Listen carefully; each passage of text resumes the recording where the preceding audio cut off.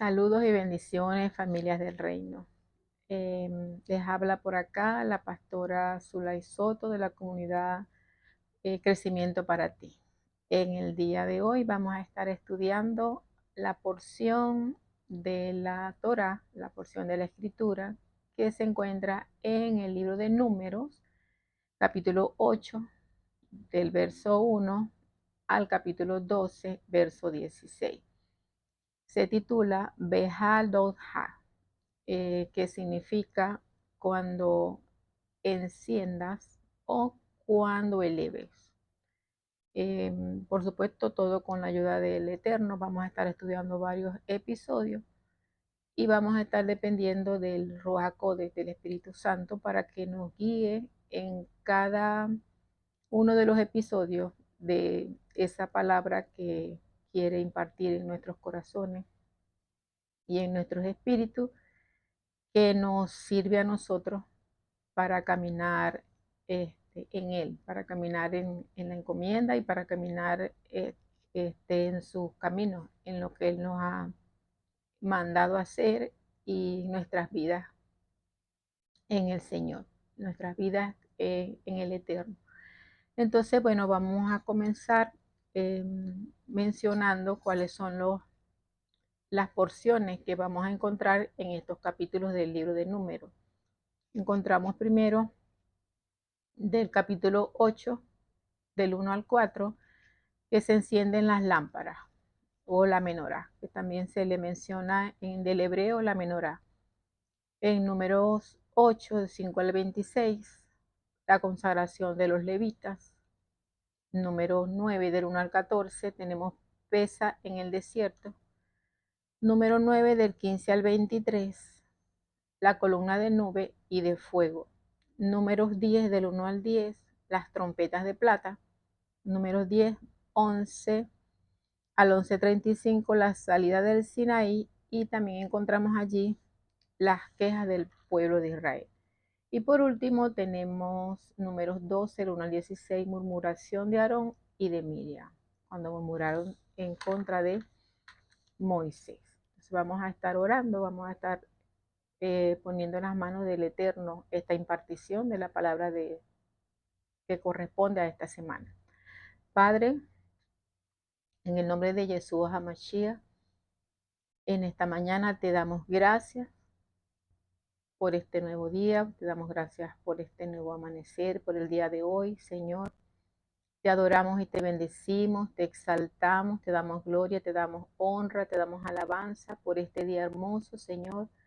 Gracias, Señor, por este caminar en ti, en tu palabra, en tu Torah, Señor. Recibe toda nuestra adoración, toda nuestra alabanza, toda nuestra exaltación. Reconocemos tu grandeza, reconocemos tu poder y tu señorío, Señor. Agradecemos, Señor, la presencia del Espíritu Santo, del Ruach HaKodesh sobre nuestras vidas, para enseñarnos, para guiarnos y para estar con nosotros, para consolarnos, Señor, para tener una palabra de consolación y de aliento hacia otros, Señor amado. Muchísimas gracias, Señor. Gracias, Espíritu Santo, porque tú eres nuestro maestro, porque tú nos enseñas, porque tú nos impartes y porque tú nos ayudas en cada momento y en cada circunstancia en que nosotros podamos estar viviendo. Y en este día nos ponemos en tus manos, Espíritu Divino, para que seas tú impartiendo, para que seas tú ayudándome a que pueda tener la palabra que tú quieras hablar o desees hablar al corazón de cada uno de los hijos del Eterno, a cada uno en el corazón, a mi vida y a cada uno de los hermanos y de las personas que puedan estar escuchando la porción de esta palabra. Muchísimas gracias, Padre. En el nombre de Yeshua, amén y amén.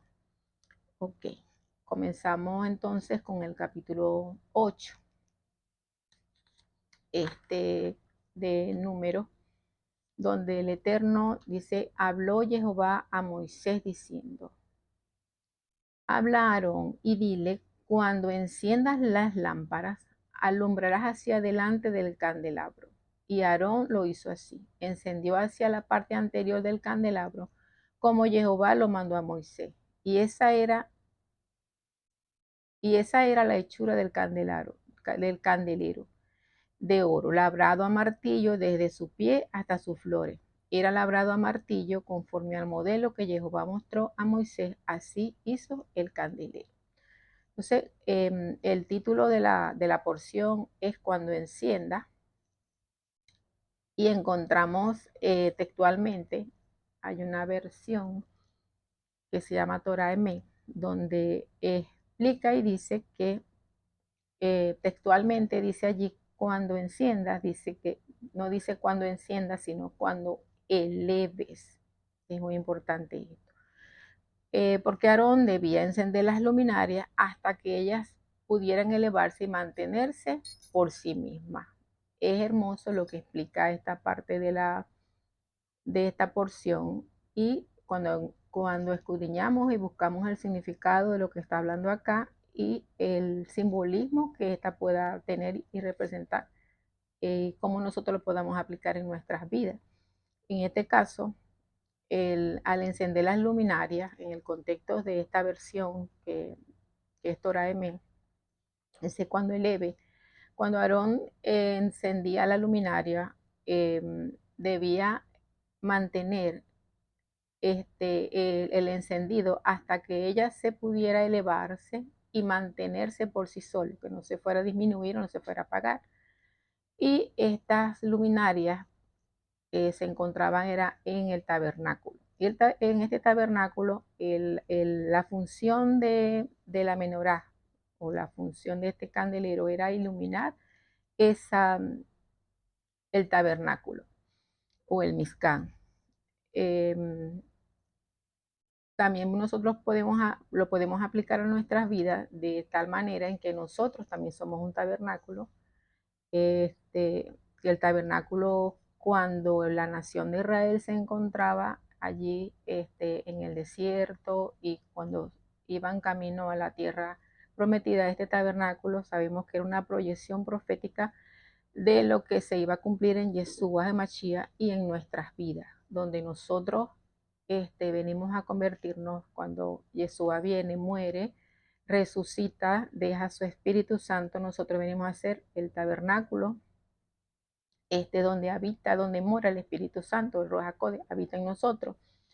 Y nosotros también debemos, como estas luminarias, también debemos elevarnos, también debemos mantener esa luz encendida y mantenernos con la luz encendida. Esto tiene una aplicación que podemos irlo viendo poco a poco en varios textos, donde vamos a buscar el simbolismo de esta figura de que vendría a ser en Yeshua, cuando Yeshua dice en la escritura que Él es la luz del mundo. Entonces, cuando vamos en el tabernáculo, en el antiguo pacto, podemos ver que eso simboliza esa luz, esa menorá, está simbolizando la luz de Jehová que ilumina el mundo. Y es también la presencia del Eterno a través de su Espíritu Santo. Allí se estaba reflejando de que iba a iluminar ese tabernáculo. Y por supuesto, ilumina nuestras vidas una vez que nosotros venimos a hacer ese tabernáculo. Entonces, estas lámparas o estas luminarias debían estar continuamente proporcionando esa luz constante, permanentemente allí en el tabernáculo. Ahora vamos a ver estos textos cumplidos en Yeshua, cuando en Juan capítulo 8, verso 12, Yeshua dice: yo soy la luz del mundo. El que me sigue no andará en tinieblas, sino que tendrá la luz de la vida. Entonces vemos esta proyección cumplida en Yeshua, cuando Yeshua vino a morir por la humanidad, cuando Él vino a morir por nosotros, cuando Él vino a entregar su vida en el madero. Él dijo a los discípulos y nos dice a nosotros a través de la Escritura que Él es la luz del mundo. ¿Por qué? ¿Por qué es la luz del mundo? Porque el mundo se encontraba en tinieblas, y por supuesto también podemos ver hoy en día de que muchas personas todavía caminan en tinieblas, en vacío, en oscuridad, por desconocimiento de las escrituras y de lo que enseña la Torá. Entonces, él dice que cuando la persona le sigue, cuando nosotros seguimos al Eterno, dice que no andará en tinieblas, sino que tendrá la luz de la vida, o sea, que va a permanecer. Cuando venimos al Señor, la luz del Eterno permanece en nosotros. En Juan capítulo 12, verso 46 dice, yo soy la luz. Dice, yo la luz, perdón, yo la luz. He venido al mundo para que todo aquel que cree en mí no permanezca en tinieblas. Quiere decir, este texto nos muestra a nosotros que el mundo, las personas, la humanidad, que no caminan con el conocimiento de la Torá, que no leen las escrituras, que no tienen conocimiento de Yeshua HaMashiach, donde el Eterno, donde Yeshua no ha nacido en sus corazones, dice que permanece en tinieblas, permanece en oscuridad, dice. Yeshua vino a ofrecer salvación a través de qué? De creer en Él. Cuando la humanidad cree en Él es seguirlo, caminar conforme a su palabra y conforme a su Torah. Porque muchas personas pueden decir, no, porque todos somos hijos de Dios, o porque yo amo a Dios. El Señor dice, si me amáis, guardad mis mandamientos, que es el conflicto que se le puede presentar a una persona cuando dice que cree en el Señor, o cuando dice amar a Dios, o cuando dice estar en Él, pero no camina guardando su Torah, guardando su palabra, no abraza los mandamientos, no abraza la palabra del Eterno. Entonces allí, estas personas que no abrazan la Torah, que caminan conforme al sistema de este mundo, eh, están en tinieblas, están en oscuridad, hay un vacío. ¿Por qué? Porque no está habitando la palabra del Eterno en su corazón. Vamos a ver un ejemplo de esto que podamos, antes de continuar adelante, podemos ver en Mateo 4, del 15 al 17, de un territorio o de un lugar que caminaba o que estaba en oscuridad. Y el mismo Yeshua dice, tierra de Zabulón, en Mateo 4, 15 al 17, tierra de Zabulón y de Neftalí, al otro lado del Jordán, a la orilla del mar, Galilea, donde viven los paganos gentiles. ¿Ves? Galilea, donde viven los paganos gentiles. El pueblo que andaba en la oscuridad vio una luz brillando para que los que vivían en sombra de muerte, para estos que vivían en sombra de muerte. Entonces, podemos ver que hay territorios, que hay lugares, como en el caso de Galilea, que era tierra de Zabulón y tierra de Neftalí. Esta era una región geográfica al norte de Israel asignada a las tribus de Zabulón y de Neftalí, que eran hijos de Jacob. En Galilea, allí Yeshua realizó gran parte de este ministerio y él comenzó a predicar, comenzó a proclamar, vuélvanse a Dios porque el reino de Dios se ha acercado, que es lo que el Señor quiere manifestar en este tiempo para la humanidad, donde el Señor está haciendo un llamado, que nos volvamos a Él, porque el reino del Eterno se ha acercado. El reino de nuestro Padre Celestial se ha acercado y Él quiere y desea que toda la humanidad salga de la oscuridad, que ya no vivamos como los paganos, como los que no tienen temor de Dios, que como los gentiles. Eh, ¿Por qué llamaban allí Galilea de los gentiles? Porque allí llegaban diversidad de cultura y por supuesto al haber diversidad de cultura había en la parte cultural de diferentes naciones y se mezclaban y vivían conforme a las culturas de todas esas naciones. Y sabemos que muchas de esas culturas de naciones que no tienen conocimiento de la Torah, que no tienen conocimiento de la verdad, entonces estas personas practican y eh, conducen sus vidas de acuerdo a las costumbres, a las tradiciones de esas naciones que no están alineadas a la cultura del reino que el Eterno nos ha dejado para que nosotros nos guiemos y caminemos y vivamos conforme a lo que Él ha establecido. Él nos ha dejado mandamientos, nos ha dejado estatutos para que nosotros vivamos conforme a esta palabra. Muchas veces decimos tener a Dios, pero aborrecemos a los hermanos, hablamos mal de las personas, y si es posible, hasta podemos meter el pie para que esa persona tropiece, y eso no es amor, y no estamos caminando en amor, estamos caminando de espaldas a lo que la palabra nos está enseñando, que nosotros debemos caminar, como nosotros debemos conducirnos.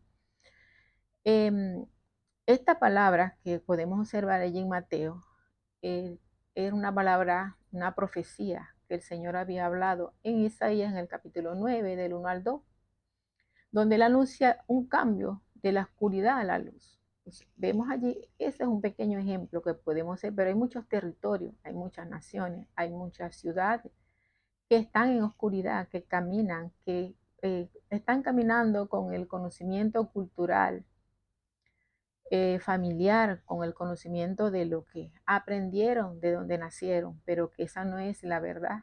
Que el Señor dice que como Galilea de los gentiles, que estaba asentada en oscuridad, dice que vio gran luz, y esa es la luz que el Señor quiere.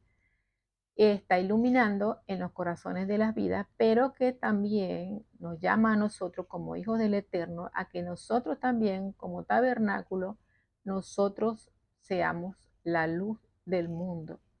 En Mateo capítulo 5, 14, del versículo 14 al 16 dice, vosotros sois la luz del mundo, hablando de quién, a sus discípulos, y hablándonos a nosotros, sus hijos, los que nosotros hemos venido al conocimiento del Señor y hemos venido al reino del Eterno. Dice, vosotros sois la luz del mundo, una ciudad asentada, establecida sobre un monte, no se puede esconder. O sea, nosotros cuando viajamos en la parte de la noche, cuando hay lugares donde hay cerros, donde hay montañas, vemos las ciudades, todas las luces, esa ciudad está asentada y no se puede esconder y podemos ver todas las luces de esa ciudad. Algo así está hablando acá en este texto y dice el verso 5, ni se puede y ni se enciende una luz y se pone debajo de un almud. Un almud es un cajón, era una medida donde se medían los granos. No se coloca la luz, no enciendo la luz, no enciendo una vela y la voy a esconder debajo de la cama o la voy a esconder en uno, sino que yo la pongo en un lugar donde me ilumine toda la casa, dice la escritura aquí, sino que se coloca sobre el candelero y alumbra a todos los que están en la casa. Y luego dice el verso 16, así alumbre vuestra luz delante de los hombres, para que vean vuestras buenas obras y glorifiquen a vuestro Padre que está en los cielos. ¿Ves? Nosotros también tenemos que reflejar esta luz, como mencionaba anteriormente, que como Aarón, él debía mantener la luz encendida hasta que se elevara, así nosotros igualmente se deben dar a conocer, como dice la palabra de Dios, que nosotros debemos ser la luz de este mundo. Ahora, ¿cómo nosotros podemos ser la luz de este mundo? El Señor nos habla claramente que dice que para que vean vuestras buenas obras. Nuestra luz, ¿qué va a ver las personas? ¿Qué van a observar las personas de nosotros, de sus hijos? Nuestras buenas obras. No podemos, nuestras buenas obras. No dice nuestras malas obras, dice nuestras buenas obras.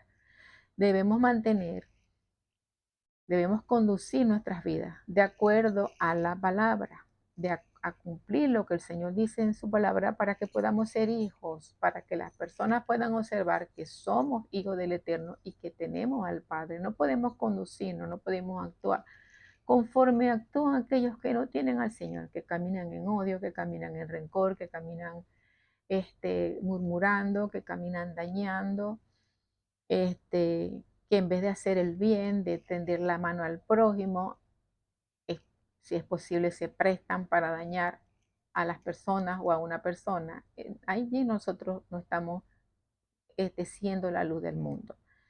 En el primera de Pedro, en el capítulo 2, verso 2 dice, manteniendo buena vuestra manera de vivir entre los gentiles. ¿Cómo debe ser nuestra manera de vivir entre los gentiles. Recordemos que los gentiles son aquellos que están mezclados con los pueblos paganos y que no tienen conocimiento de la Torá, no tienen conocimiento de la Escritura. Pueden tener una Biblia en su casa, más no la leen, más no saben qué dice la palabra en los libros del Nuevo Pacto, no saben lo que dice la Torá en el Antiguo Pacto, no saben. Pueden saber los mandamientos, de pronto los pueden haber escuchado, pero no están abrazados. O sea, pueden tener la escritura, pueden, pueden conocer algún texto de la palabra, pero no la abrazan, no aman esa palabra y no viven conforme. ¿Por qué? Porque no hay temor de Dios. Entonces dice que mantengamos nosotros los hijos del reino buena nuestra manera de vivir entre los gentiles, para que en lo que murmuran de vosotros de malhechores glorifiquen a Dios en el día de la visitación.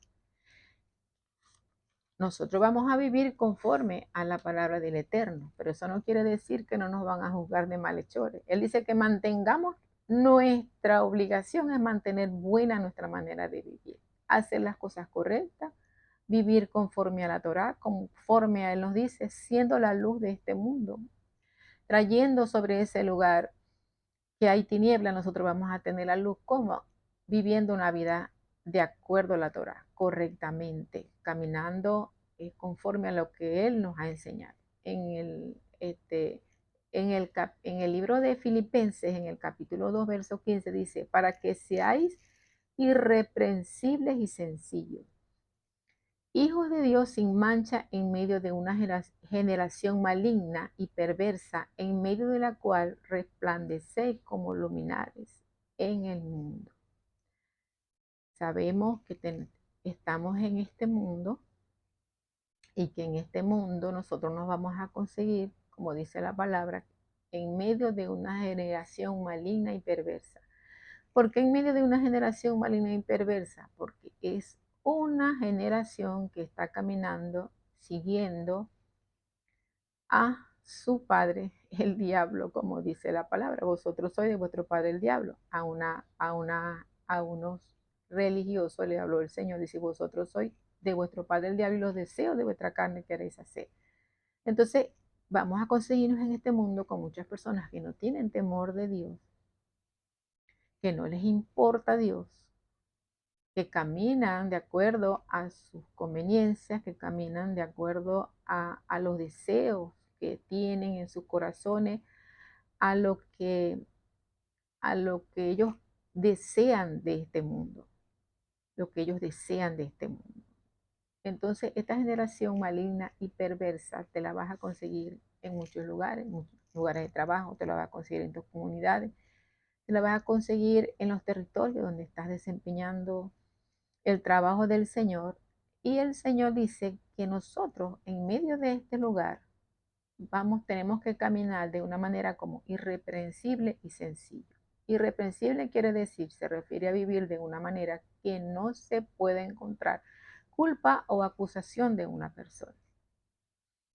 De pronto te van a poder señalar, pero no van a poder comprobar porque tú estás caminando correctamente como Dios dice, como el Señor demanda en su palabra, de una manera irreprensible y sencilla.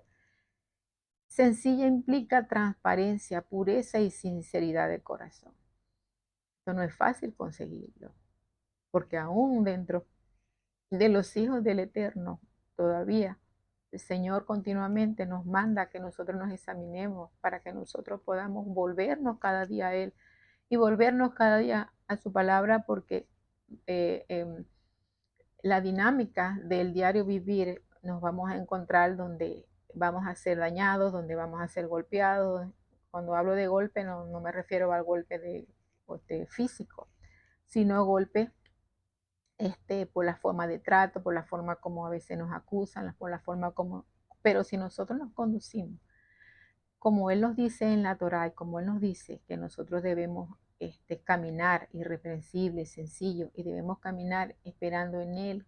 Muchas veces de estas personas van a salir, aún caminando tú en rectitud, caminando tú irreprensiblemente, se van a levantar de esta generación maligna y perversa y van a tratar de dañar tu reputación o van a tratar de dañar tu vida pero no van a poder. ¿Por qué no van a poder? Porque como estás viviendo conforme a la palabra, el Eterno, Él cumple su palabra y Él siempre va a favorecer a sus hijos y siempre va a favorecer a todos aquellos que estén caminando conforme a lo que Él ha establecido en su palabra.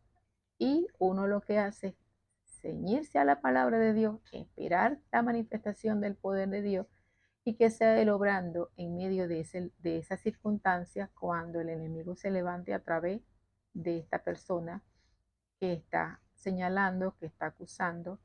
Porque si yo estoy viviendo correctamente y estoy siendo irreprensible, estoy siendo sencillo, entonces cuando vayan a venir a investigar, cuando vayan a venir a revisar, eh, a observar si realmente no van a conseguir de qué acusarte, porque va a ser completamente falso lo que la persona pueda estar hablando. El Salmo 15:2 dice, habla de en este texto habla del que anda en integridad y hace justicia y habla verdad en su corazón. Así Dios quiere que nosotros nos conduzcamos y de esa manera nosotros vamos a ser la luz del mundo, caminando de esta manera, donde nosotros podamos a través de nuestra forma de conducirnos, ganar a otros, donde nosotros podamos ser luz en medio de esa tiniebla y de ese lugar.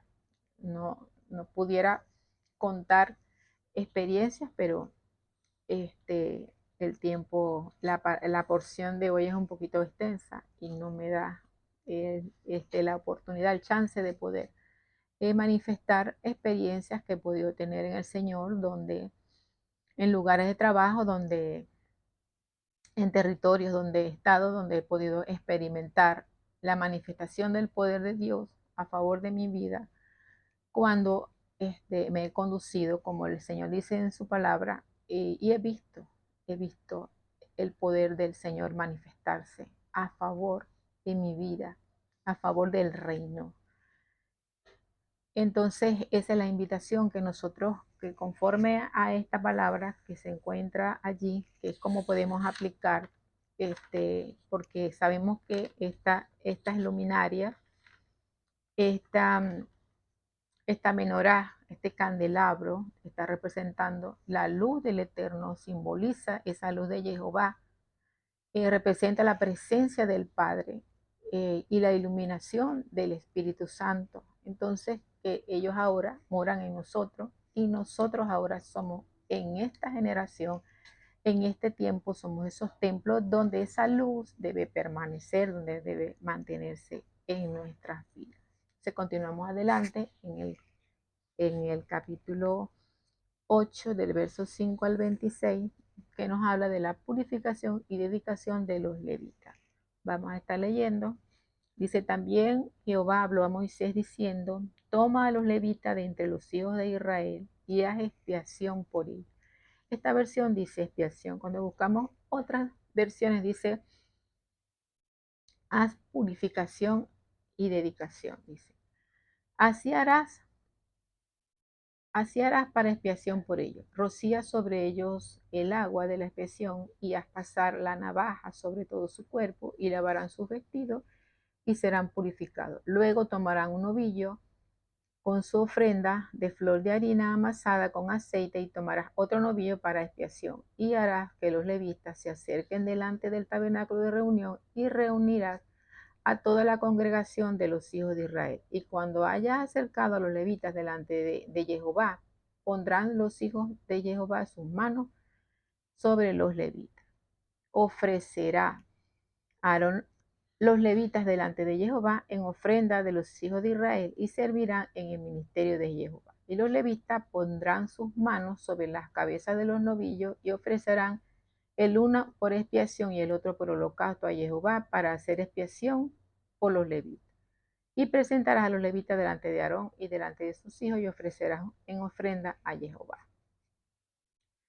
Así, o sea, haciendo esta dedicación, haciendo esta purificación, se apartará a los levitas de entre los hijos de Israel, serán míos los levitas para servirle al Eterno. Ellos debían ser purificados. Entonces, esta purificación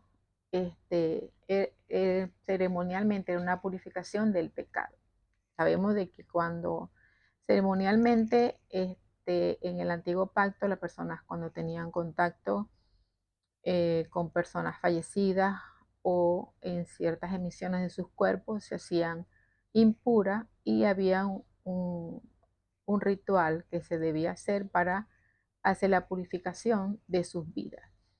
En Ezequiel 36, 2 al 5 dice: esparciré sobre vosotros agua limpia y quedaréis limpios. Esta palabra tiene un cumplimiento en Yeshua.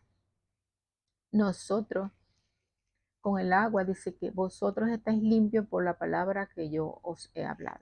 Entonces vemos que el Señor a nosotros nos purifica y nos limpia a través de cuando nosotros nos exponemos a la palabra de Dios. Y vemos que acá con los levitas ellos debían ser purificados y presentar holocaustos, presentar por expiación, y deberían lavar sus vestiduras, lavar sus vestiduras y también pasar navaja en todo su cuerpo, lavar sus vestidos y ser purificados de esta manera. ¿Por qué? Porque ellos iban a servir dentro del tabernáculo. Dios, el eterno Padre, los había tomado para sí, para que ellos sirvieran dentro del tabernáculo, y ellos iban a hacer de ayuda a Aarón, que era el sacerdote, el sumo sacerdote, y a los hijos de Aarón. Entonces, este texto describe esta palabra profética donde el Padre declara que rociará el agua limpia sobre ellos y limpiando de sus inmundicias e ídolos, simbolizando la iluminación del pecado. Esto en cuanto al libro de Ezequiel 36, 2 al 5.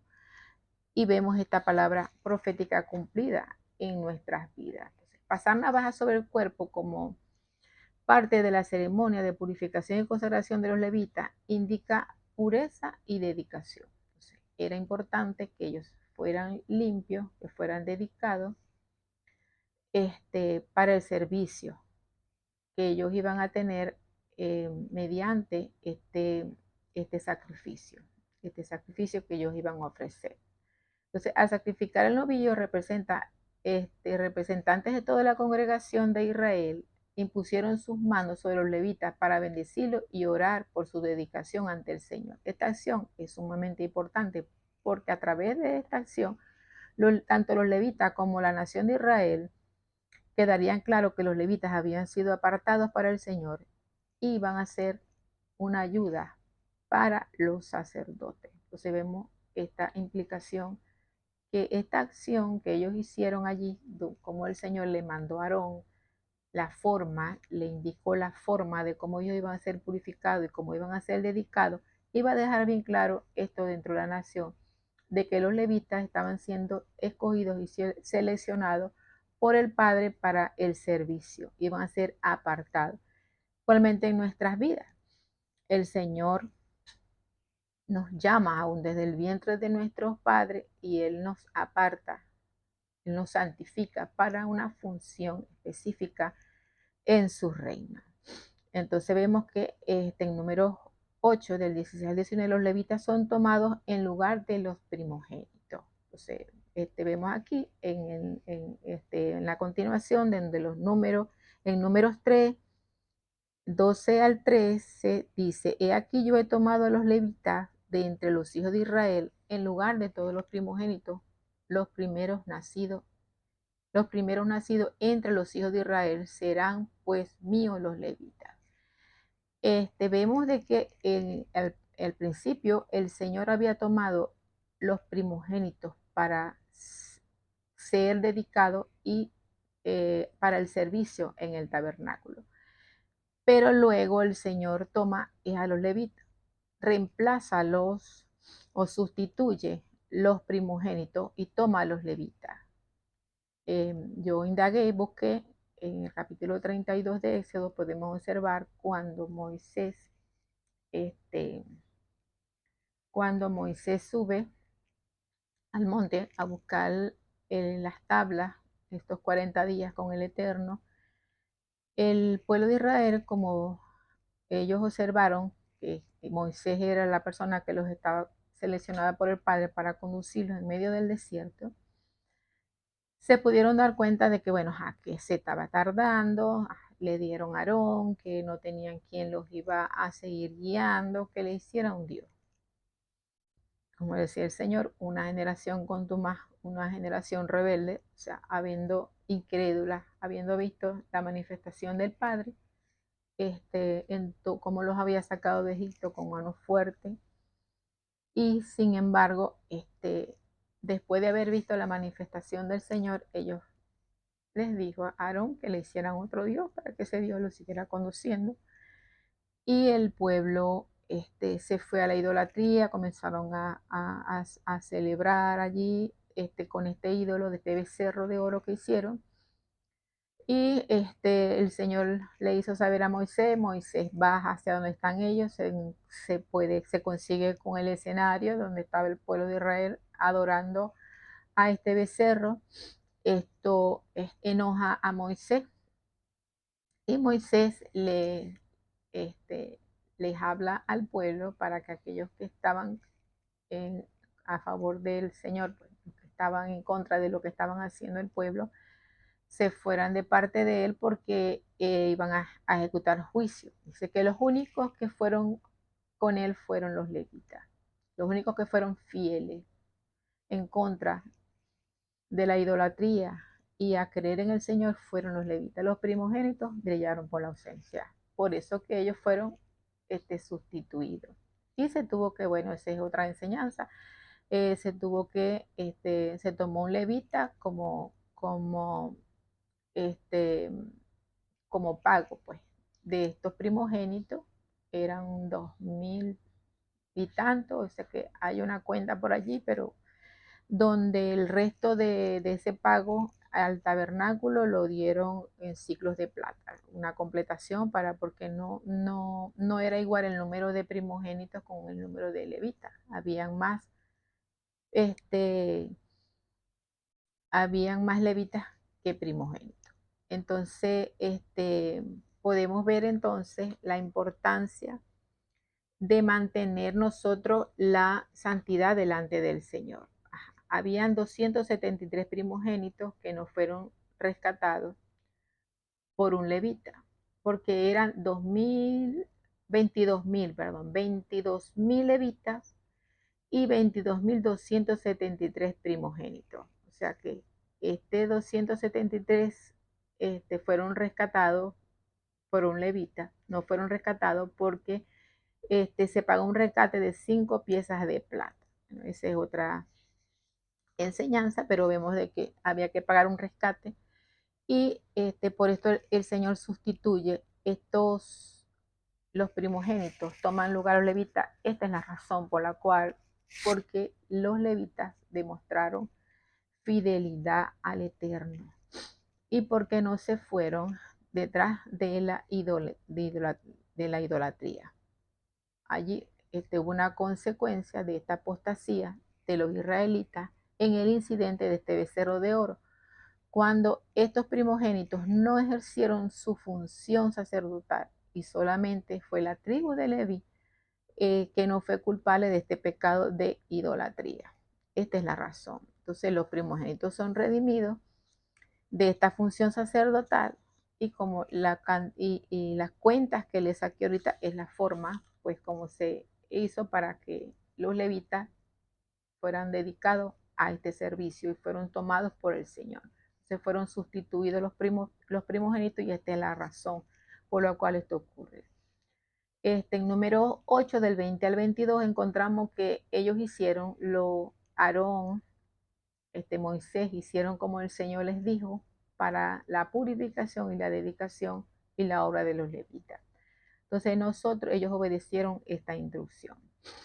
Tenemos también el número 8 del 23 al 26, el tiempo de servicio de los levitas. Ellos podían servir de 25 años en adelante, y podían servir al tabernáculo hasta los 50 años. A los 50 años debían cesar la obra en este lugar. Eso lo encontramos en número 8 del 23 al 26.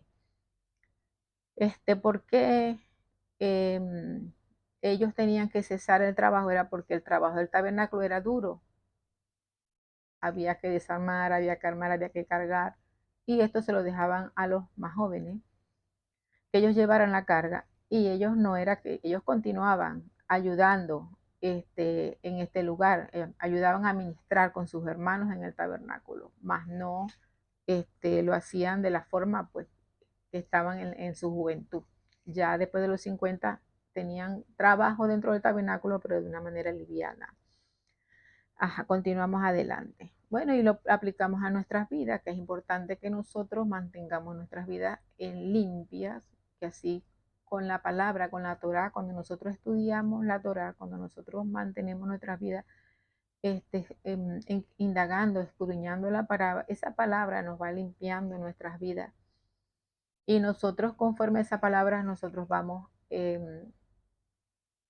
alineándonos a lo que el Eterno nos manda, lo que en la examinación que podamos hacer de nuestros corazones, volviéndonos al Padre, allí nosotros estamos purificando nuestras vidas, porque nuestras vidas deben estar purificadas, deben estar limpias para nosotros servirle a Él, para que nosotros podamos ejercer la función del llamado del ministerio que Él nos ha entregado, porque a cada uno Dios nos ha llamado y para que sirvamos en el ministerio, pero debemos hacerlo de una manera haciendo teshuvah diariamente, cuando el Espíritu Divino, el Espíritu Santo nos haga saber en nuestros corazones que eso está mal, que lo que alguna palabra, alguna acción, algún descuido en el Señor, constantemente nos estamos revisando para el servicio en el Señor. O sea que las cualidades o las características que debe tener una persona para servir tiene que estar limpia y ser dedicado. Ser dedicado, como fueron dedicados los levitas. Vamos a ver ahora en Números, el capítulo 9, del 1 al 14, dice, pesa en el desierto. Entonces vamos a estar leyendo allí que el Señor ordena a los israelitas celebrar el Pesa un año después de haber salido de Egipto. Vamos a buscar este texto en el capítulo 9, dice la segunda Pascua, dice, o el segundo Pesa. Dice, habló Jehová a Moisés en el desierto de Sinaí en el segundo año de su salida de la tierra de Egipto, en el mes primero, diciendo, los hijos de Israel celebrarán la Pascua a su tiempo. Importantísimo. El 10º día de este mes. El 14º día de este mes, o sea, el día 14. Entre las 2 tardes la celebraréis a su tiempo, vuelve a decir el texto, conforme a todo su rito y conforme a todas las leyes, la celebraréis. Sabemos que tenían que buscar el cordero, la hierba amarga, etcétera, etcétera, todo lo que se necesitaba para celebrar conforme a lo que el Señor había establecido, para celebrar el Pesaj. Dice, y habló Jehová a Moisés a los hijos de Israel para que celebrasen la Pascua. Celebraron la Pascua en el mes primero, a los 14 días del mes, entre las 2 tardes, en el desierto de Sinaí, conforme a todas las cosas que mandó Jehová a Moisés, así hicieron los hijos de Israel. Dice, pero hubo algunos que estaban inmundos a causa de muerte y no pudieron celebrar la Pascua aquel día y vinieron delante de Jehová y vinieron delante de Moisés y delante de Aarón aquel día y le dijeron a aquellos hombres, nosotros estamos inmundos por causa de muerte. Se habían hecho inmundos porque han tenido contacto con un muerto. ¿Por qué seremos impedidos de ofrecer ofrenda a Jehová a su tiempo entre los hijos de Israel? Moisés le dijo, vamos a consultar al Señor, vamos a ver qué Él nos dice y oiré lo que Él nos va a ordenar. Y luego Moisés, el Señor le habló a Moisés y le dijo que le hablara a ellos, que cualquiera de ellos o de su descendiente que estuvieran inmundo a causa de muerto o estuvieran de viaje en el momento indicado, que ya vamos a ver lo que es la palabra el tiempo, a su tiempo, podían celebrar la Pascua, una segunda Pascua. Y esta igualito iba a ser no cuando la persona pudiera, sino que igual se estableció en el segundo mes, a los 14 de ese segundo mes. O sea que la Pascua celebraba el primer mes del año bíblico, no en el calendario gregoriano, como vemos que el calendario gregoriano comienza en enero. El calendario bíblico comienza a mediados de marzo, abril. Allí comienza el calendario bíblico y a los 14 días ellos debían, al siguiente mes era que ellos iban a celebrar la segunda Pascua para presentarse delante de Dios y ofrecer ofrenda al Señor. Y ellos lo hicieron de esa manera. Y dice el verso 13, más el que tuviere limpio y no estuviere de viaje, si dejare de celebrar el Pesa, la Pascua, a tal persona será cortado entre el pueblo, por cuanto no ofreció a su tiempo ofrenda, el tal hombre llevará su pecado. Y dice, y si morare con vosotros algún extranjero, celebraré la Pascua a Jehová conforme al rito de la Pascua, o sea que el extranjero también podía celebrar el Pesa. Entonces vemos acá la palabra que dice a su tiempo. Allí la palabra tiempo es la palabra moed, que significa un tiempo fijado, una cita, una fiesta, una temporada, asamblea solemne, un lugar seleccionado o designado. La raíz de moed es yaat, que quiere decir fijar y designar, como cuando se fija una hora, una fecha o un lugar de reunión. Y este término moed se utiliza para referirse a 7 festividades del Señor. Lo que nos enseña a nosotros cuando dice que los israelitas celebraron la Pascua o el Pesa a su tiempo. O sea que el tiempo, estas fiestas son eh, un, una conmemoración que se hace en un tiempo fijado. En una cita, en un momento determinado por el Señor, que nosotros no podemos celebrarlo cuando a nosotros nos parece, y que esta cita es una convocatoria que el Señor hace en estas festividades que las podemos conseguir. En Levítico 23 nos habla de estas festividades, de este calendario del Eterno, este calendario bíblico que el Padre nos entrega y el Padre nos da para que nosotros nos rijamos por él y caminemos de acuerdo a este calendario en este tiempo fijado por él, no cuando nosotros creamos. Y como dice y explica allí, si la persona se le presentó alguna circunstancia donde no pudo celebrar el Pesa en ese tiempo fijado por el Señor, esa fiesta, esa temporada, en ese lugar donde el Señor nos está convocando para nosotros presentarnos delante de Él en esta fiesta, entonces tenemos un mes después, a la misma fecha, al mismo 14º día, celebrar esta fiesta. Entonces es importante que nosotros caminemos en este calendario y podamos entender que estas fiestas se realizan en un tiempo determinado que ha sido establecido por el Padre. Y que nosotros como hijos del Eterno tenemos un calendario por el cual nosotros nos debemos regir y conducir, no conforme al calendario de el sistema de este mundo, que es el calendario gregoriano, y con las festividades que ellos tienen, no podemos nosotros apegarnos a esas festividades porque van en contra de lo que enseña la palabra de Dios, y también nuestras vidas son desviadas del propósito que Él estableció para la nación de Israel, para su pueblo, para sus hijos, para todo aquel que quiera tener temor de Él y caminar en sus caminos, caminar en su palabra y caminar en su Torah. Continuamos adelante en número 9, del 15 al 23, vamos un poquito más porque todavía nos falta. Vamos a hablar de la columna de nube y de fuego. Vamos a tratar de resumir un poco el día. El verso 15 dice, el día que el tabernáculo fue erigido, la nube cubrió el tabernáculo y sobre la tienda del tabernáculo del testimonio, la tienda del testimonio, y a la tarde había sobre el tabernáculo como una apariencia de fuego hasta la mañana. Había una nube por el día sobre el tabernáculo, y por la tarde había una apariencia de fuego hasta la mañana. Así era continuamente, la nube lo cubría de día y de noche la apariencia de fuego. Vemos que nos indica acá que cuando se alzaba la nube del tabernáculo, los hijos de Israel partían y en lugar donde la nube paraba, allí acampaban los hijos de Israel.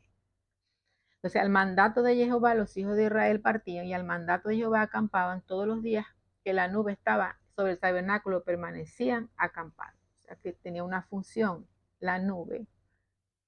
Por supuesto, también los cubría del sol, estaban en el desierto y en la noche en la nube, además, o sea, la protección del Eterno, la presencia del Eterno allí con su pueblo, el calor los protegía también de fieras, los protegía del frío, pero también tenía una función esta, esta nube y esta columna de fuego.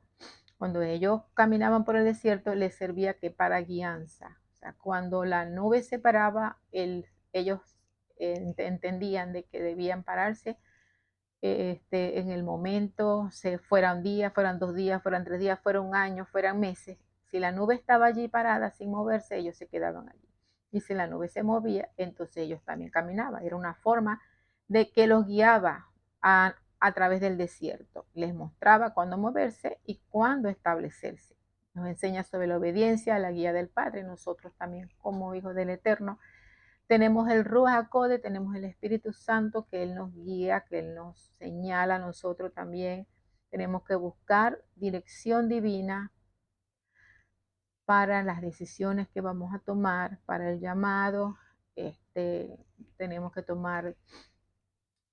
buscar dirección del Padre para todo en nuestras vidas. O sea, nosotros debemos siempre consultar con el Señor, que sea Él. Nuestra forma como el Señor nos guía es que Él dice que no nos dejaría solo, que nos dejaría otro consolador. Él es nuestro maestro por excelencia, Él es el que nos enseña, el que nos muestra y Él es el que nos guía a toda verdad, nos ayuda a orar como conviene. Dependemos del Espíritu Santo para orar. Dependemos del Espíritu Santo para que nos enseñe la Escritura, dependemos de Él para guianza, para que Él nos muestre cuando nosotros debemos tomar decisiones, si yo debo viajar, si no debo viajar, si debo ir a un lugar, si no debo ir, porque Él nos guarda a través de esa guianza y nos ayuda a que nosotros no metamos el pie y no vayamos a pasar por situaciones de la cual Él nos puede guardar cuando nosotros dependemos de Él. Entonces, eso es importante. Vamos con Números capítulo 10, del 1 al 10, las trompetas de plata. Dice Jehová habló a Moisés diciendo, hazte 2 trompetas de plata de obra de martillo, las harás, las cuales te servirán para convocar la congregación y para hacer mover los campamentos. Y cuando las tocaren, toda la congregación se reunirá ante ti a la puerta de reunión. Más cuando las tocaren solo una, entonces se congregará a ti los príncipes y los jefes de millares de Israel. Cuando eran 2 toques, toda la congregación. Cuando era un solo toque, eran los príncipes, los jefes de millares de Israel. Y cuando tocares alarma, entonces se moverá un lado del campamento al oriente. Y cuando tocares alarma la segunda vez, entonces moverán los campamentos de los que se encontraban al sur. Alarma tocarán para sus partidas. Entonces vemos aquí las trompetas que servían para convocar a la congregación y movilizar los campamentos de la nación de Israel. Ellas eran una herramienta muy importante para organizar el viaje de la tierra prometida, a la tierra prometida. ¿Qué funciones hacían estas trompetas? Convocaban, servían para convocar el sonido de las trompetas, se convocaba a toda la congregación cuando se tomaban ambas trompetas. Cuando era una sola, entonces se congregaban los jefes. También para movilización, los toques de trompeta indicaban cuándo y cómo debían mover los campamentos. Los diferentes toques anunciaban el movimiento de cada una de las tribus. Alarma en tiempo de guerra se utilizaban para dar señal de alarma en caso de ataque del enemigo y también para las festividades y celebraciones, en las fiestas solemnes, en los principios de los meses también se tocaban. Hay una parte del verso 9 donde dice, donde el Señor habla. El verso 9 dice, y cuando salieres a la guerra en vuestra tierra contra el enemigo que os moleste, tocaréis alarma con las trompetas y seréis recordados por Jehová vuestro Dios y seréis salvos de vuestros enemigos. Hermoso lo que dice aquí la palabra. Cuando ellos tocaban en tiempo de guerra, que ellos tocaban la trompeta, entonces dice, seréis recordados de Jehová. O sea que de una vez el Señor prestaba atención cuando era el sonido de la trompeta, el sonido de guerra, y dice que seréis recordados y seréis salvos. O sea, de una vez el Señor se manifestaba y venía a favor de su nación, a defenderlo, a salvarlo de los enemigos. Entonces, en este contexto observamos que el toque de las trompetas, tocar la alarma, la nación sería recordada por el Padre y también defendida. Entonces, vamos a ver, las trompetas tenían diversos significados anunciados en nosotros hoy en día. ¿Cuáles son esos significados que tienen estas trompetas para nosotros? Dice que anuncian eventos importantes como la venida de Yeshua. En 1 Corintios 15 encontramos este texto, el juicio final, la resurrección de los muertos. Vemos en el nuevo pacto como habla sobre el sonido de las trompetas, donde dice que los muertos en Yeshua resucitarán primero. También el Yom Teruah, que es una de las festividades que el Señor nos manda, donde nos hace que nos preparemos para, nos da aviso para una preparación de espiritual, a reflexionar de cómo nos estamos conduciendo, porque luego viene en la fiesta de la expiación, que es el día del perdón,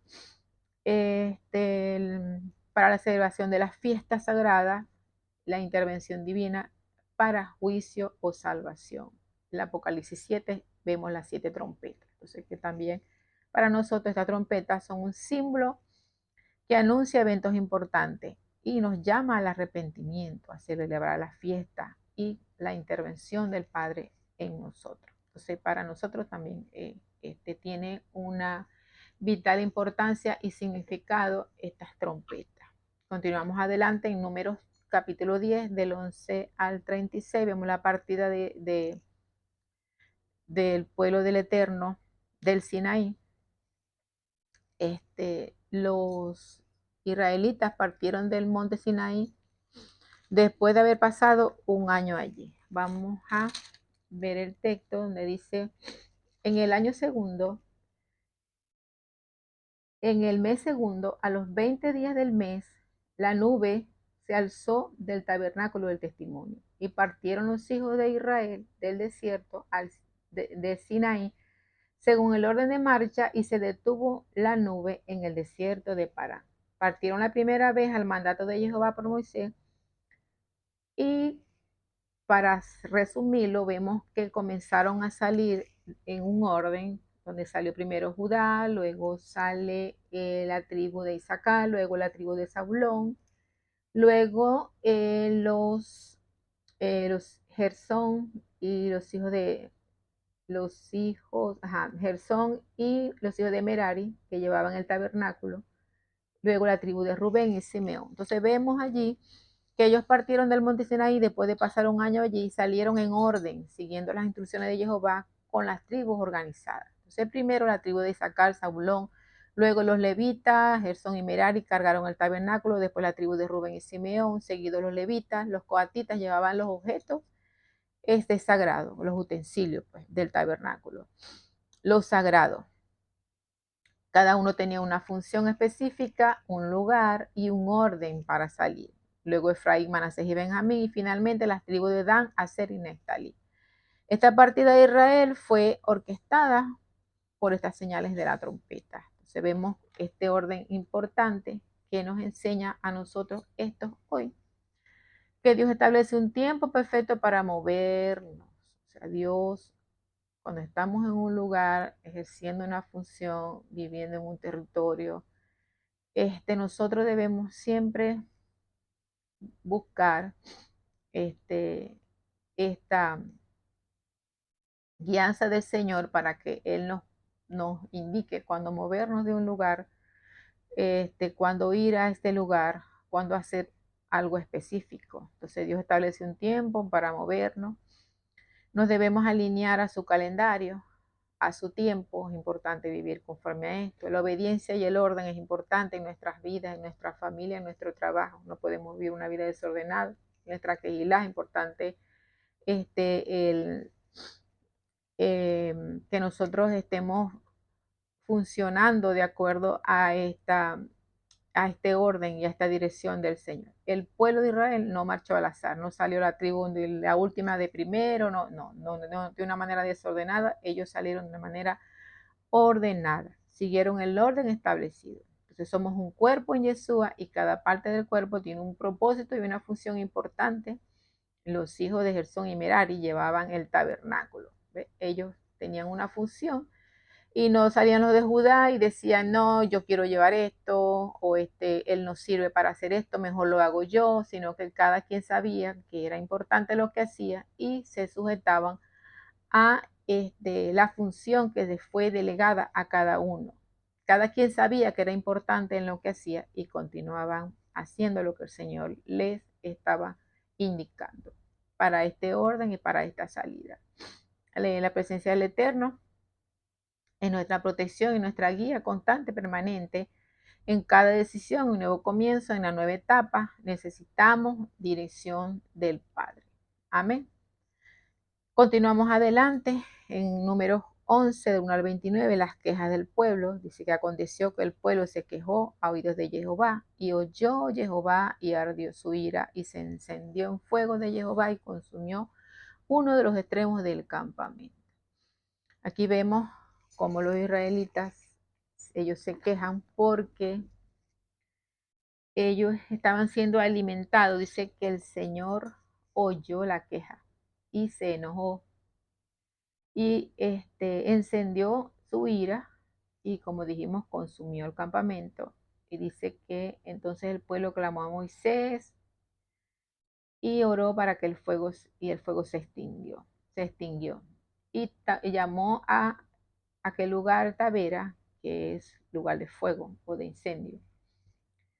Y continúa aquí la queja de ellos, donde la gente extranjera también se mezcló con ese deseo de ellos y lloraban diciendo, ¿quién nos diera a comer carne? Ellos querían comer carne. Nos acordamos del pescado que comíamos en Egipto, de balde, de los pepinos, de los melones, de los puerros, de la cebolla, de los ajos. Y ahora nuestra alma se seca, pues nada sino este maná ven nuestros ojos. Imagínense que el maná era el alimento del cielo, el alimento del Señor. Menospreciaron el alimento del maná, representa la palabra del Eterno. Donde dice que no solo de pan vive el hombre. Hay un texto que, bueno, lo iba a buscar y al final se me olvidó.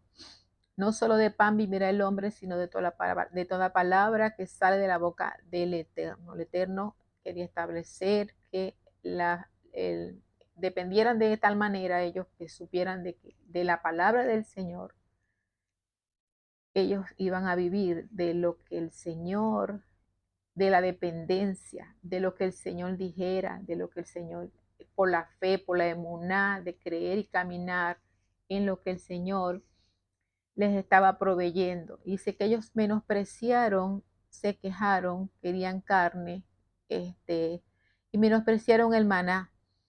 El maná, que era un alimento milagroso que el Eterno proveyó al pueblo de Israel durante la travesía por el desierto. La queja es falta de gratitud, de confianza en Dios, así como rebelión contra su liderazgo y provisión. Es pecado de incredulidad, revela corazón insatisfecho, falta de aprecio a las bendiciones que ya hemos recibido. Debemos tener mucho cuidado con la queja. El Señor no quiere que nos quejemos, que le agradezcamos a Él porque Él nos provee, Él nos suple. El Señor dice en su palabra que si nos tenemos que comer en un momento determinado una comida que de pronto no es de mucho nuestro agrado, pero debemos darle gracias al Señor por esa comida que tenemos delante y agradecerle a Él sabiendo de que en ese momento no estamos comiendo una comida que no nos agrada mucho, pero que el Señor va a sustentar y nos sustenta, porque Él dice en su palabra que Él sabe de que tenemos necesidad, que es la palabra que nosotros debemos mantener en nuestra boca en muchas oportunidades. Estamos en Venezuela, han habido situaciones duras, difíciles, donde nosotros le damos gracias a Dios por el bocado que tenemos, pero también le hemos dicho al Señor, tu palabra dice, Señor, soltamos la boca, la palabra, el maná, soltamos la palabra del Señor y hemos dicho, Señor, tu palabra dice que tú las aves de los cielos las alimentas, no trabajan, no hilan, que tú los lirios los vistes de esta manera, que ni Salomón se vistió como de ellos, que cuánto más harás por nosotros. Y nosotros hemos dependido del Señor y hemos visto la gloria del Señor, hemos visto la manifestación del Señor. Y en un momento hemos comido que no está nos sustenta mucho aquello que nos estamos comiendo, pero llega después la provisión y llega el alimento apropiado. Entonces, así en todas las cosas, no quejarnos porque no le agrada a Dios, sino que debemos de apreciar las bendiciones que el Señor nos está dando. A veces vemos lo que no tenemos, pero no vemos lo que tenemos. Entonces, el Señor en el camino de Él nos va instruyendo, nos va enseñando para que nosotros aprendamos a no quejarnos, porque la queja trae consecuencias, como vemos que ocurrió con ellos, el enojo del Señor, que trajo juicio. Este episodio nos enseña a no quejarnos, a evitar la queja, a cultivar un corazón agradecido y reconocer estas bondades del Padre en nuestras vidas. Vemos también en Números, en el capítulo 12, vemos también, lo que lo estoy pasando por acá en alto,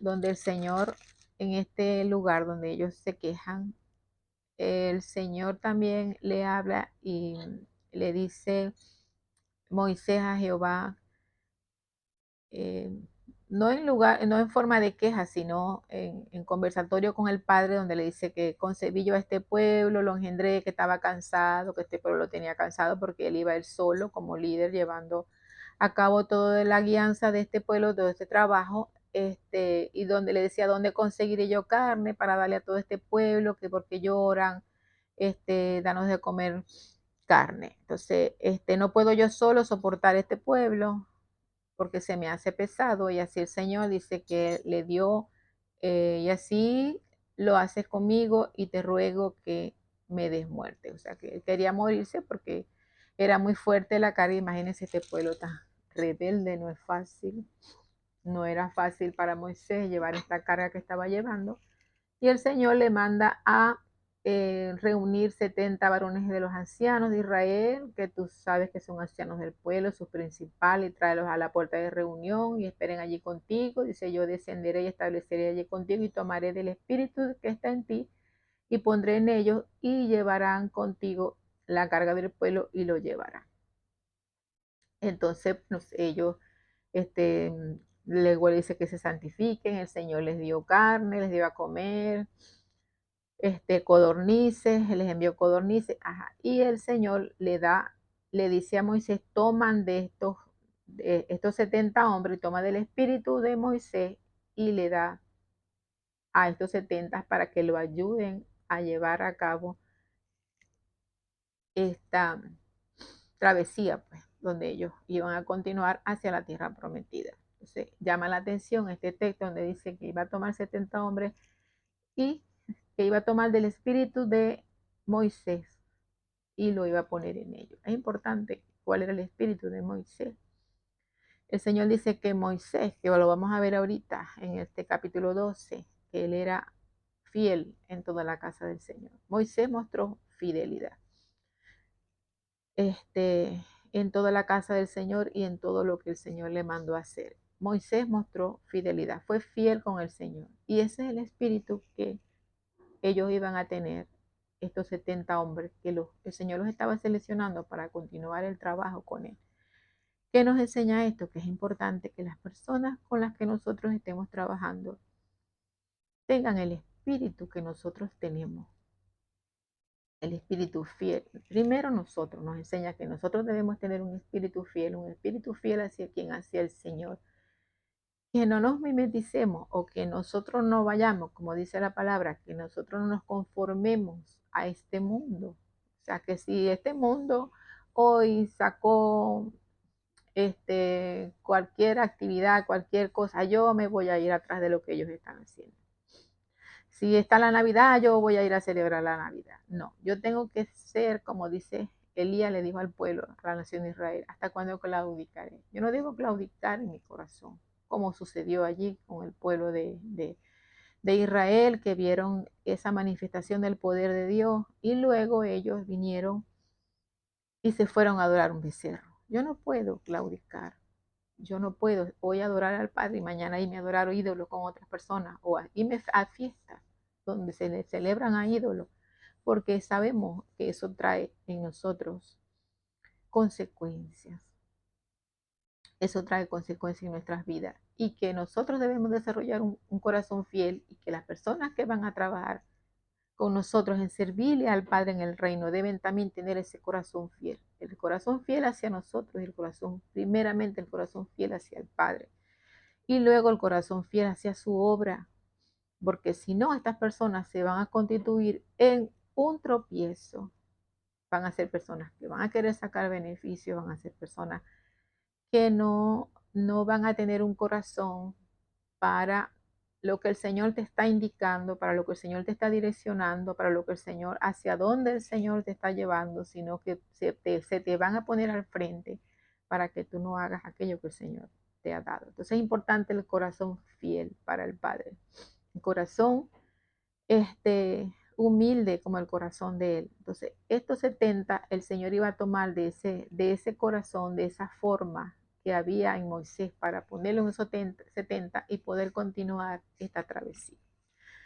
Espero que, bueno, que esta reflexión pues nos sirva, porque es importante tener gente fiel que nos rodee y fiel al Señor, fiel a su palabra, porque no es que hoy yo estoy acá y celebro una fiesta del Señor o yo estoy y mañana se me presenta la oportunidad donde el grueso, como dicen por ahí, donde va Vicente, donde va la gente, el grueso, porque el grueso hace esto, yo voy a correr atrás de ellos. No, yo tengo que ser como mencioné anteriormente, que no terminé la idea, de no claudicar. Elías le dijo al pueblo, si Jehová es Dios, servirle a Jehová. Si Baal es Dios, bueno, váyanse detrás de Baal.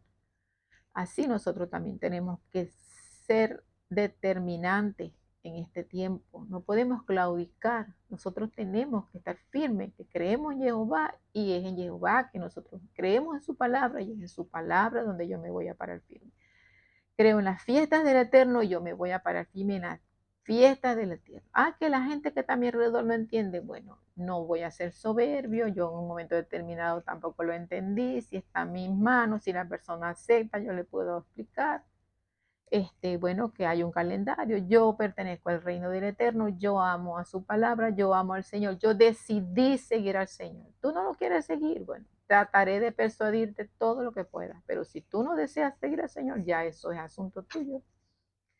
Pero en cuanto a mi forma de vivir y en cuanto a mi forma de guianza, a mi forma de yo conducirme, yo lo voy a hacer de acuerdo a la Torah. Y yo no tengo por qué irme y claudicar como el pueblo de Israel a caminar porque detrás del Baal, detrás de los dioses. Yo tengo que caminar conforme a lo que el Padre ha establecido en nuestras vidas. Entonces, terminamos con este último capítulo, el capítulo 12, donde Miriam y Aarón hablaron contra Moisés, número 12, 1 al 16. Hablaron contra Moisés a causa de la mujer cusita que había tomado, porque él había tomado una mujer cusita. Y dijeron, solamente por Moisés ha hablado Jehová, no ha hablado también por nosotros. Y oyó Jehová. De que el Padre oyó Jehová. Dice, y aquel varón Moisés era manso, más que todos los que había sobre la tierra. Y luego Jehová dijo a Aarón y a María, salí los tres del campamento de reunión y salieron los tres. Entonces Jehová descendió en la columna de nube y se puso a la puerta del tabernáculo y llamó a María y a Moisés. Ustedes dos vengan acá, a Moisés, a Aarón y a María. Vengan acá ustedes, yo les voy a decir algo. Yo les voy a ustedes decir una cosita. Dice, oíd mis palabras. Cuando haya entre vosotros profeta de Jehová, le apareceré en visión. En sueños hablaré con él, mas no hacia mi siervo Moisés. O sea, cuando haya un profeta en medio de la nación, yo le voy a hablar en sueños y me mostraré en visión.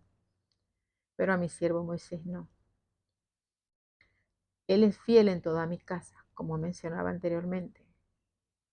Esta fidelidad, él fue fiel desde el principio, cuando el Señor lo llamó a sacar al pueblo de Israel de Egipto. Se caminó en esa fidelidad, en esa firmeza, en esa obediencia. Dice el Señor, cara a cara hablaré con él, y claramente y no por figura, y verá la apariencia de Jehová. ¿Por qué pues no tuvisteis temor de hablar contra el siervo, mi siervo Moisés? Y bueno, vimos que la ira se encendió, dice que la nube se apartó del tabernáculo, que vemos que María se llenó de lepra, que Aarón habló a Moisés para que orara al Padre y ella fuera sanada de la lepra. Dice que ella fue sanada, pero ¿qué nos enseña esto a nosotros? Que no debemos murmurar. Miriam y Aarón cuestionaron la autoridad de Moisés como líder, argumentaron que Dios también les hablaba a ellos. Claro, Dios nos habla a nosotros. Dios me puede hablar a mí en la función que yo hago, Dios puede hablarte a ti en la función que tú haces, claro que sí, pero hay personas dentro del reino llamados, profetas, el apóstol, otros ministros donde Dios tiene tratos especiales y yo no debo murmurar. Si yo veo algo que no me parece, como el caso de él, ellos criticaron porque él se casó con una mujer cusita, descendiente de Cus, otra versión dice etíope, en otras versiones, y a ellos no les pareció. ¿Ve? Y mira, y eso que es profeta, y se casó con esta mujer, y criticaron si estaba bien o estaba mal, cosas que a veces un hombre, un varón de Dios puede cometer que no nos parece o que de pronto no está bien. Porque ahí no sabemos, ahí nos dice si realmente estuvo bien o mal delante de Dios lo que Moisés hizo. No lo dice. No nos lo deja registrado allí. Debe ser, es seguro que él no. Si ellos estaban en contra, bueno, no. Porque era una mujer cusita, era una mujer extranjera, no era una mujer de la nación de Israel. Y sabemos que estaba prohibido que ellos se casaran con la nación, con otras naciones. Y de pronto a la crítica, pero más que la crítica, ellos tenían celo del llamado que Dios tenía con Moisés, porque ellos dijeron, no solamente habla, solamente por Moisés habla Jehová, no ha hablado también por nosotros. Tenemos que tener mucho cuidado con esto, porque a cada quien tiene una función, cada quien tiene un llamado, y cuando nosotros vemos cosas que no nos parecen, así sea, está mal por la palabra, lo juzgo, eso está mal, pero no me corresponde a mí juzgar y hablar y darme la tarea de regar con los demás lo que esta persona está haciendo. No, Señor. Yo lo dejo en las manos del Padre porque ese es un hijo del Padre y porque Él tiene cuentas que rendirles a Él y el Señor lo va a corregir. Y yo, por supuesto, me voy a guardar de caer en este pecado de la murmuración, de hablar en contra de una persona que está en una función específica. No debo murmurar. Miren y Aarón cuestionaron la autoridad de Moisés como líder, argumentaron que Dios también hablaba a través de ellos. Y la raíz de la murmuración puede haber sido los celos por este llamado a Moisés. ¿Qué consecuencia? El pecado de la murmuración trajo enfermedad, trajo la lepra en la vida de María. Moisés oró por ella, el Señor la sanó, ella tuvo una vergüenza que de ser excluida del campamento por 7 días, que era una vergüenza, como dice el texto, similar cuando es escupida en la cara, en la cara por su padre. Y bueno, fue perdonada y fue nuevamente aceptada. Entonces, debemos tomar lo que nos enseña a nosotros. Todos estos episodios de esta porción de la paracha o de la porción de la palabra de la Torah que está en número, grandes enseñanzas nos deja. Entonces, espero en el Padre que esta palabra les haya impartido, que les haya ministrado, como en mi vida realmente me ha ministrado muchísimo. Le doy gracias al Padre por esta palabra que nos ha entregado el día de hoy y que, bueno, espero también que sea de bendición para sus vidas. Entonces, Señor les guarde, Señor les bendiga. Y oramos al Padre agradeciéndole por este día tan hermoso y por la impartición de su unción y de su palabra. Entonces, bendiciones, familia. Se les ama muchísimo.